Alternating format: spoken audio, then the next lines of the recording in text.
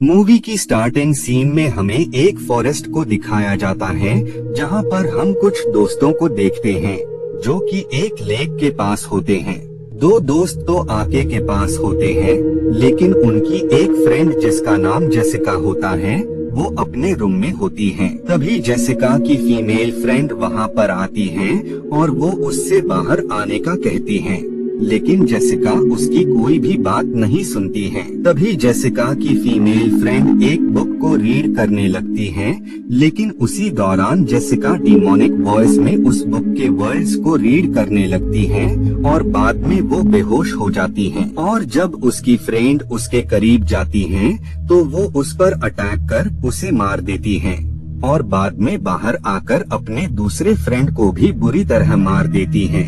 इसके बाद ये सीन यहीं पर कट जाता है और अब हमें एक दिन पहले का टाइम दिखाया जाता है। हम एक औरत को देखते हैं जिसका नाम एली होता है। एली अपने 3 बच्चों के साथ एक बिल्डिंग के अपार्टमेंट में रहती थी। तभी वहाँ पर एली की बहन आ जाती है जिसका नाम बेथ होता है। वो अपनी बहन से काफी टाइम बाद मिल रही होती है, जिस वजह से वो सभी के लिए कोई न कोई गिफ्ट लाई होती है। इसमें एली के हस्बैंड के लिए गिफ्ट होता है, लेकिन उसे पता लगता है एली और उसके हस्बैंड की सेपरेशन काफी टाइम पहले ही हो गई है। बेथ के इस सवाल से वहाँ पर सब खामोश हो जाते हैं, जिस वजह से एली बच्चों से पिज्जा और कोल्ड ड्रिंक्स लाने का कहती है, जिस वजह से वो पिज्जा लेने वहाँ से निकल जाते हैं। और बाद में जब वो लौट रहे होते हैं तभी वहाँ अर्थक्वेक आने लगता है, जिस वजह से कार पार्किंग की प्लेस पर दरारें आने लगती हैं और वहाँ पर एक बहुत ही बड़ा होल क्रिएट हो जाता है। उस होल को देखकर एली का बड़ा बेटा जिसका नाम डैनी होता है वो उसके अंदर जाने लगता है। वहाँ पर उसे बहुत सारे क्रॉस नजर आते हैं और साथ ही उसे वहाँ जीसस की मूर्ति भी नजर आती है। वहाँ पर डैनी को एक बुक मिलती है जिसे एक कपड़े से लपेटा होता है और जब डैनी कपड़े को हटाता है तो उसमें से काफी सारे इंसेक्ट्स निकलते हैं। बुक के अलावा भी उसे टेप मिलते हैं जिन पर पार्ट 1 और 2 लिखा होता है और उसमें प्रीस्ट की फोटोज भी होती हैं। इधर एली और बेथ काफी परेशान होते हैं क्योंकि डैनी और बाकी बच्चे अभी तक नहीं आए होते हैं, जिस वजह से एली अपने नेबर से हेल्प मांगती है और वो उसे बच्चों की सर्च करने का कहती है। और उतनी ही देर में वहाँ पर डैनी और बाकी बच्चे आ जाते हैं।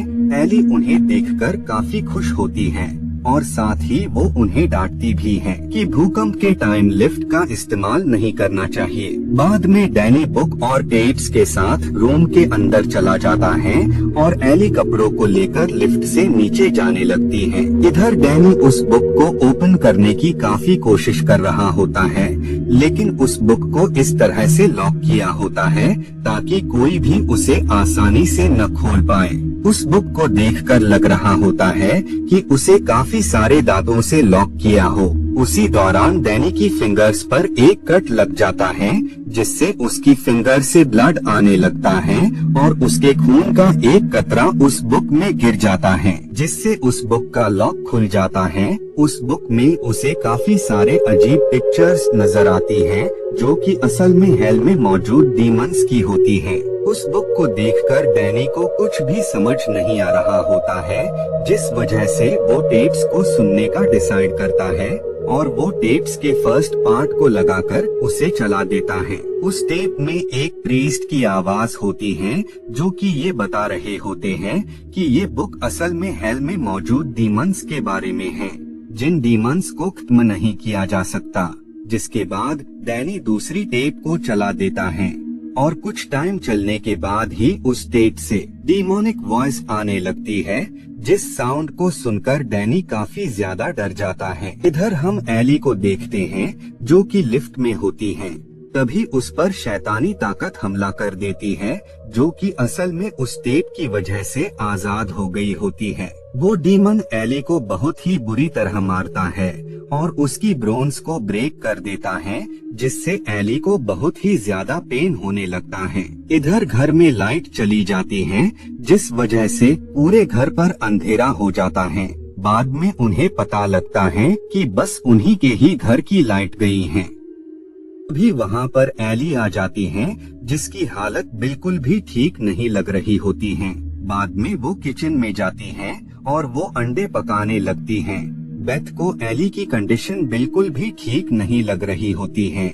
उसी दौरान एली को वोमिटिंग हो जाती है और जब वो अपने सेंसेस में आती हैं, तो वो बेथ से कहती हैं कि वो मेरे अंदर हैं और तुम मेरे बच्चों की उससे हिफाजत करना।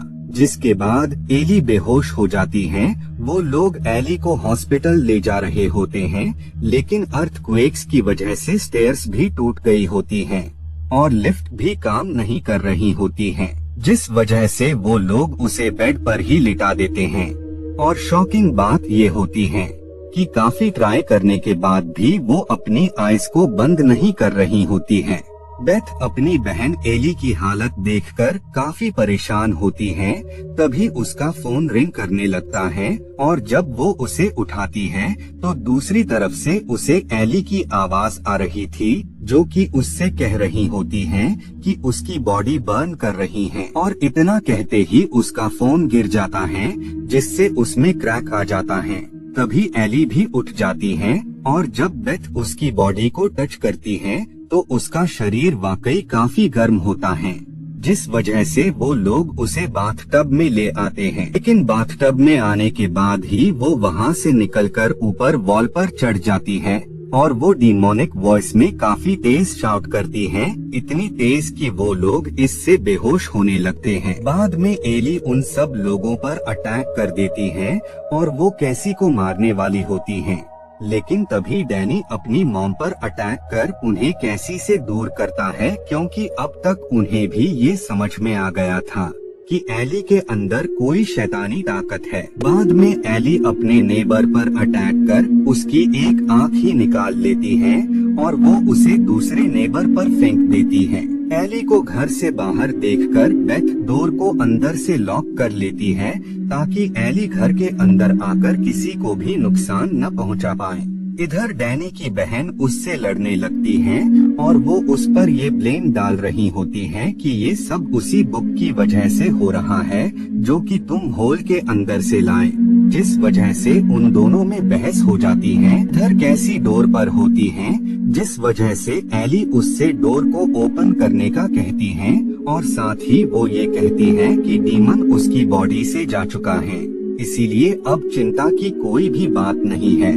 कैसी उस डीमन की बातों में आकर डोर को थोड़ा सा खोल देती है, लेकिन उसी दौरान वो डीमन उस पर अटैक कर देता है। इधर किचन में हम एली की बेटी को देखते हैं, जिस पर उस डीमन का ब्लड गिरा होता है, जिस वजह से वो भी पॉजिटिव हो जाती है और बाद में वो बेथ पर अटैक कर देती है। लेकिन बेथ उसके अटैक से बच जाती है और बाद में वो कैसी की डॉल से मारी जाती है। इधर बेथ डैनी से उस बुक और उन टेप्स के बारे में पूछती है, जिस पर डैनी बेथ को उन टेप्स के बारे में सब कुछ बता देता है। जिसके बाद बेथ उस आखिरी बचे टेप को हेडफोन लगाकर सुन रही होती है, ताकि इसमें रिकॉर्ड ऑडियो को कोई भी सुन न पाए, जिससे जो कुछ भी हो बस उसे ही हो। आखिरी ऑडियो में ये होता है कि वो प्रीस्ट इस बुक को समझना चाहते थे और साथ ही इसे ट्रांसलेट भी करना चाहते थे, लेकिन चर्च ने उन्हें इसकी परमिशन नहीं दी। इस बुक में हेल में मौजूद काफी सारी डेंजरस डीमंस को बुलाने तक के स्पेल्स थे। इधर किचन में एली की बड़ी बेटी डैनी को जलाकर मार देती है। तभी बेथ भी एली पर अटैक कर देती है, लेकिन इससे उसे कुछ भी नहीं होता है, उल्टा वो डीमन ही उस पर अटैक कर देता है और वो उसे मारने वाली होती है। तभी कैसी बेथ को कैंची देती है, जिसे बेथ उसके मुंह में ही घुसा देती है, लेकिन इससे भी उसे कुछ नहीं होता है और वो उसकी तरफ उसे मारने बढ़ रही होती है। लेकिन बाद में बेथ उस पर गन से अटैक कर उसे मार देती है। बाद में वो दोनों लिफ्ट से होकर नीचे आ रहे होते हैं, तभी लिफ्ट में काफी सारा खून आने लगता है, लेकिन वो लोग किसी तरह वहाँ से बाहर आ जाते हैं। इधर बुक में वो पेज ओपन हो जाता है, जिसमें एक अजीब सा डीमन बना होता है। बाद में एली एक अजीब से क्रीचर में तब्दील हो जाते हैं, जिसमें एली के साथ उसके बच्चे भी होते हैं। लेकिन बेथ उस क्रीचर को मशीन में फंसा देती है, जिससे वो तीनों मर जाते हैं और बाद में बेथ और कैसी वहाँ से निकल जाते हैं। नेक्स्ट डे हम उसी लड़की को देखते हैं जो कि इस मूवी की स्टार्ट में हमें दिखाई जाती है, जिसका नाम जेसिका होता है। तभी वो डीमन जेसिका को अपने कंट्रोल में कर लेता है और इसी के साथ ये मूवी यहीं पर एंड